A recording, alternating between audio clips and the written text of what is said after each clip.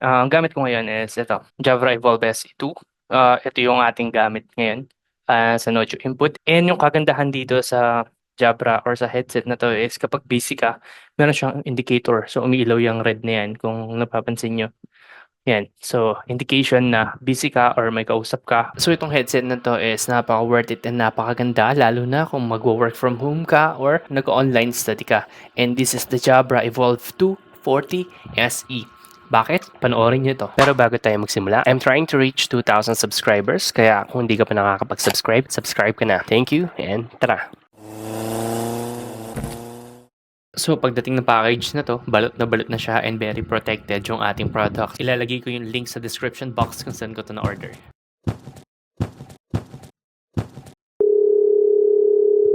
Hello? Hello seller, meron pong problema yung headset, hindi po siya gumagana. Opo, hindi ko po binagsak. Well, kidding aside, napakaganda lang talaga ng pagkakapack ni seller dito. Sa bubble wrap pa lang, 2 layers na agad and then nakabox pa siya. Pagbukas natin ng box, makikita natin agad yung freebies na in-include ni seller, which is yung windshield or windscreen and free na cable strap. Sa loob nun, makikita nyo na nakabalot uli ng bubble wrap yung ating product na napaka-secured niya. So kung meron man kayong uping nakikita, hindi na to dahil kay seller, nasa pagde-deliver na to ng courier. So yeah, kudos kay seller. So punta na tayo sa satisfying part ng pagpipil ng product. Okay, take 2. Lagyan na natin ng konting panimula. Okay, so umpisahan na natin yung pagpipil. Anyway, hayaan nyo na. So dahil itong packaging na to is thoughtfully crafted with 100% recyclable material. So napaka-eco-friendly niya. So kudos for that one. Sa loob ng box ng Jabra, makikita natin na meron tayong isang pouch. Which is nasa loob ng pouch is yung ating headset mismo. Other things included inside the box is yung safety card and warranty card niya. And that's pretty much it. And this headset is Type-C pala, yung variant na pinili ko. Meron tong Type-A and Type-C. Physical appearance nitong ating microphone is meron siyang memory foam and meron din naka-engrave na right and left. And mahalaga rin malaman na yung microphone is nabebend lang natin siya sa right side. Or kapag sinuot natin yung microphone, one direction lang yung pwedeng pag-bend ng microphone niya. So, hindi siya pwedeng left or right. And then, adjust din yung bracket nitong headset natin para mas maging komportable kayo sa pagsuot nito. And also, meron tayong memory foam again na meron nakalagay na right or left side para hindi kayo malito kung saan nyo ilalagay yung headset nyo. And also, yung headrest niya is meron na ring foam na napakalambot and komportableng isuot. Okay, microphone test naman tayo gamit yung iPhone microphone and ito sa Zoom meeting. Ang gamit ko ngayon is ito, Jabra Evolve SE2. Ito yung ating gamit ngayon sa Nojo input.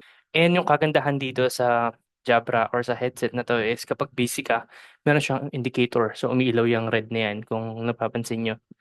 Yan. So, indication na busy ka or may kausap ka or nasa meeting ka. Pero for now, ang gagawin muna natin is mag-sound check tayo. Okay? So, ngayon, papalitan ko muna yung audio. So, gagamitin ko muna audio is hindi itong headset. Okay? So, lipat ko siya sa iPhone. So, ngayon, ang gamit ko is yung microphone ng aking iPhone na pang-record ngayon. And ginagamit ko siya as continuity camera or external camera. So, ngayon, pansinin niyo yung audio, ililipat ko na siya ulit pabalik sa Jabra. Okay, so ayan, nagamit na natin yung Jabra. So, kapag ka-transfer ko sa Jabra, napansin ko agad na parang naririnig ko yung sarili ko, tsaka yung clarity ng boses ko. So, ngayon, it's up to you guys na mag-decide kung maganda nga ba yung noise cancellation nito or isolation nito. Kung meron man kayong nakitang difference, comment nyo na lang down below. And again, ilalagay ko yung link sa description box kung saan ko na-order tong product na to. And hindi lang yun kasi meron siyang pa-preview pa. Ayan, meron tayong windscreen or windshield para dito sa ating microphone. And meron din tayong cable strap na kasama. Nasa link sa description box na yung link kung saan ko na-order to. And ito yung pinaka mababang presyo na nakita ko as of filming the video. So feel free to check it out.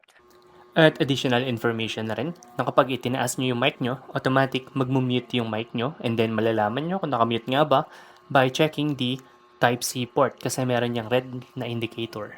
And kung mapapansin niyo na minsan medyo muffled yung audio dahil yun sa blower na nakatutok sa'kin. So, gano'n kaganda yung noise cancellation nito or noise cancelling nito na naaalis niya yung sound ng blower. And as of filming the video, eto yung actual na sound ng blower.